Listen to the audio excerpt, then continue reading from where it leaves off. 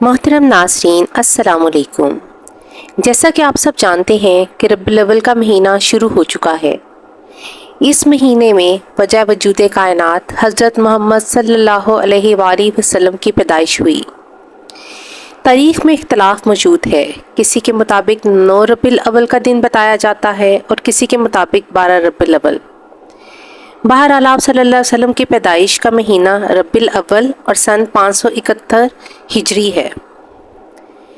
ناظرین، عید میلاد النبی مسلمانوں کے لیے ایک بابرکت تقریب ہے، کیونکہ یہ حضرت محمد صلی اللہ علیہ وآلہ وسلم کے یوم ولادت کے لیے استعمال ہوتا ہے۔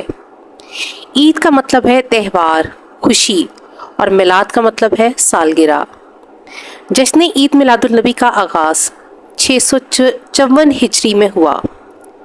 ناظرین، اس پرفتنہ دور میں جہاں بہت سی برائیاں، اختلافات اور بدعات اور فرقے رائج ہیں، ہر کوئی خود کو اور اپنے فرقے کو، اپنے طور طریقے کو، اپنے رسم و رواج کو صحیح ثابت کرنے پر تلا ہوا ہے، وہاں ہر سال ربیع الاول کی آمد سے قبل ہی اہل سنت اور دیگر فرقہ میلاد النبی یعنی نبی پاک صلی اللہ علیہ وسلم کی پیدائش کی خوشی منانے والے دوسرے فرقوں کے خلاف بے شمار حرافات بیان کرنا شروع کر دیتے ہیں۔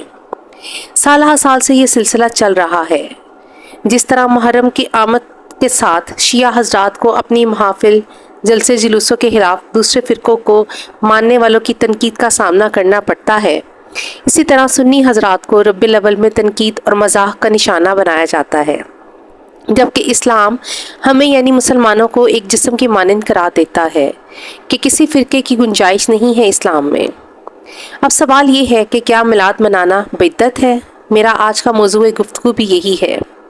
ناظرین، پہلی بات یہ ہے کہ شریعت کا یہ اصول یاد رکھ لیں کہ کسی بھی کام کو ناجائز ہونے کا دار و مدار اس بات پر نہیں ہے کہ آپ صلی اللہ علیہ وآلہ وسلم یا صحابہ اکرام نے نہیں کیا تو ناجائز ہو گیا، بلکہ دار و مدار اس بات پر ہے کہ اس کام کو اللہ کے محبوب نے منع فرمایا یا نہیں۔ منکرین میلاد اس حدیث پاک کا مفہوم سمجھے بغیر اسے عام مسلمانوں پر فٹ کرتے ہیں اور مسلمانوں پر جہنمی اور بدعتی ہونے کے فتوے جھاڑتے ہیں۔ آپ صلی اللہ علیہ وآلہ وسلم نے ارشاد فرمایا، اور ہر بدعت یعنی دین میں نیا کام گمراہی ہے، اور ہر گمراہی جہنم میں لے جائے گی۔ اس حدیث پاک کے تحت منکرین کے نزدیک میلاد منانا دین میں نیا کام ہے اور گمراہی ہے۔ اسی طرح حدیث پاک کا غلط مفہوم اور تشریح کر کے گمراہی پھیلائی جاتی ہے، جبکہ دوسری حدیث مبارکہ ہے کہ جو شخص اسلام میں اچھا طریقہ جاری کرے پھر لوگ اس کے بعد اس کام پر عمل کریں تو اس کا اتنا ثواب ہوگا جتنا سب عمل کرنے والوں کو ہوگا، اور عمل کرنے والوں کے ثواب میں کچھ کمی نہ ہوگی۔ اور جو دین میں برا طریقہ جاری کرے اور لوگ اس کے بعد اس پر عمل کریں تو تمام عمل کرنے والوں کے برابر گناہ اس کا بھی لکھا جائے گا، اور عمل کرنے والوں کا گناہ کچھ کم نہ ہوگا۔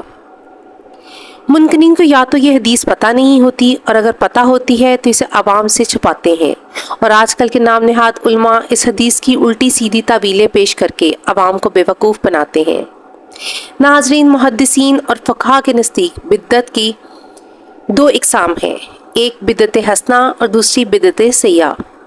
بدعت حسنہ سے مراد ہر وہ نیا کام جو دین میں رائج ہو اور اس کے لیے شریعت میں کوئی ممانعت نہ آئی ہو اور نہ ہی اس سے دین میں بگاڑ پیدا ہو، جبکہ بدعت سیئہ سے مراد ہر وہ نیا کام جو دین میں رائج ہو مگر شریعت نے اسے منع کیا ہو اور اس کے کرنے سے دین میں بگاڑ پیدا ہو۔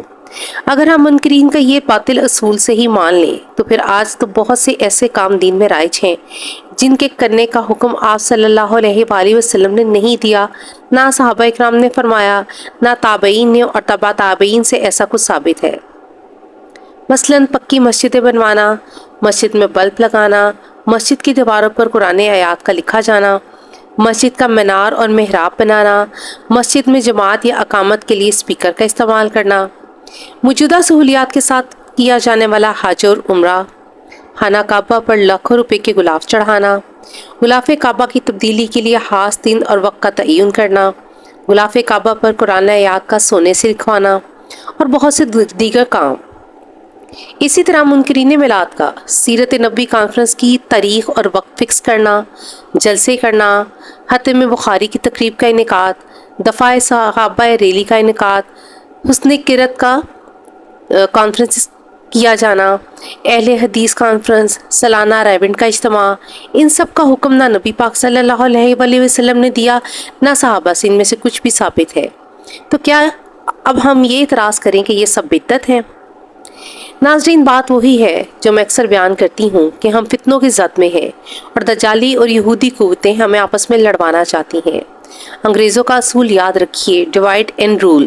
یہی حال اب ہے، مسلمانوں کے دین کے معاملے میں لڑوایا جاتا ہے۔ سوشل میڈیا کا استعمال کر کے نفرت کو ہوا دی جا رہی ہے اور ہم جیسے کمزور عقیدے کے لوگ ان کی چال کو سمجھے بغیر آپس میں دست و گریبان ہو رہے ہیں۔ کچھ باتوں کا ادراک جشن عید میلاد النبی منانے والوں کو بھی ہونا چاہیے۔ بہت سے شرکیہ کام اور گناہ کے طور آہستہ آہستہ اس دن میں زہر کی طرح شامل کیے جا رہے ہیں۔ اتنے مقدس اور خوشی کے دن پر اونچی آواز میں میوزک چلانا، آتش بازی اور ہوائی فائرنگ کرنا، بڑے بڑے کیک بازاروں اور چوراہوں میں کاٹنا، ہلڑ بازی کرنا، مخلوط گیدرنگ کرنا، باجے اور ڈھول بجانا، سجی سمری عورتوں کا بازاروں اور گلی محلوں میں بٹنے والے لنگر حاصل کرنے کے لیے یا گلیوں اور بازاروں کی سجاوٹ دیکھنے کے لیے میک اپ زدہ چہروں کے ساتھ گھومنا، رزق کی بتوقیری کرنا، اپنے پیسے کی نمود و نمائش کے لیے نت نئے طریقے اپنانا، یہ سب گناہ ہیں اور اس دن کی حرمت کے خلاف ہیں۔ آپ خوشی منائیں، نوافل ادا کریں، درود پاک کی محفلیں کریں، نعت خوانی کی محافل کا انعقاد کریں، عورتوں اور مردوں کے لیے الگ الگ بیٹھنے کا انتظام کر کے آپ قرآن پاک کی تلاوت کریں، لنگر بانٹیں، لیکن تہذیب اور اخلاق کے دائرے میں رہ کر۔ اپنے ارد گرد کسی یتیم مجبور کے گھر راشن پہنچا دیں، کسی ضرورت مند کی مدد کر دیں، نہ کہ نمود و نمائش اور طوفان بدتمیزی برپا کر کے نام جشن ولادت نبی کا رکھ دیں۔ خدارا اپنے آپ کو بدلیے، آپ خود کو بدل لیں، معاشرے میں تبدیلی کی شروعات ہو جائے گی اور آپ اپنی آنے والی نسلوں کو گمراہی کی طرف دھکیلنے سے بچا لیں گے۔ ناظرین، سب کا اپنا نظریہ فکر اور سوچنے کا اپنا انداز ہوتا ہے۔ اگر میری باتوں سے کسی کی دل آزاری ہوئی ہو تو میں معذرت خواہ ہوں۔ اگر میری یہ ویڈیو اور پیغام اچھا لگے تو میری ویڈیو کو لائک اور میرے چینل کو ضرور سبسکرائب کیجیے گا۔ اللہ حافظ۔